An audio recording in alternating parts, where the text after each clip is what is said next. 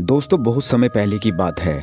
एक छोटे से गांव में एक पुरानी हवेली थी जिसे लोग सापित हवेली के नाम से जानते थे। ये हवेली गांव से थोड़ी दूर पर एक घने जंगल के बीचों बीच स्थित थी। हवेली के बारे में कई कहानियां प्रचलित थी, लेकिन सबसे डरावनी कहानी थी वसीधर की। वसीधर एक जानकार और धैर्यवान इंसान था। एक दिन उसने सुना कि हवेली में खजाना छुपा हुआ है। खजाने की खोज में वसीधर ने ठान लिया कि वह हवेली में जाएगा। एक अंधेरी और काली रात वह अकेला हवेली की ओर निकल पड़ा। हवेली का दरवाजा केवल एक पुरानी सी चाबी से खुलता था, जिसे वसीधर ने किसी तरह खोज लिया। जैसे ही वसीधर ने दरवाजा खोला, उसके सामने एक बेहद ठंडी हवा चली। उस हवेली में कदम रखते ही उसे लगा मानो पूरी हवेली में अजीब सी ऊर्जा फैली हुई है। दीवारों पर अजीब अजीब चित्र बने थे, जिनमें कुछ चेहरे गुस्से भरे और कुछ डरावने थे।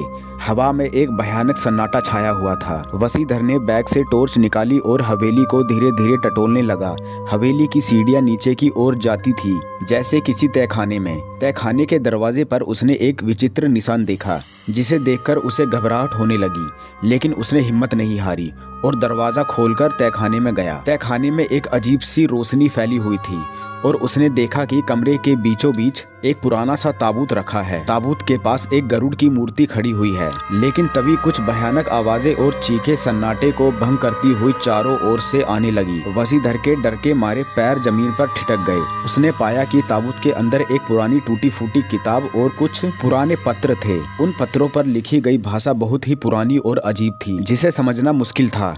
जैसे ही उसने किताब को हाथ में उठाया और पूरे कमरे में भयानक ऊर्जा फैल गई। उस रात वसीधर का उस ताबूत को छूना एक भयानक भूल साबित हुआ।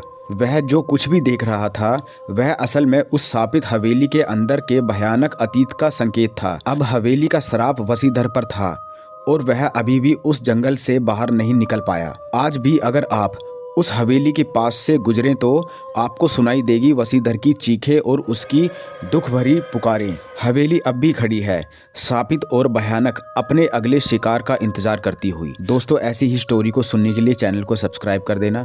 Thank you.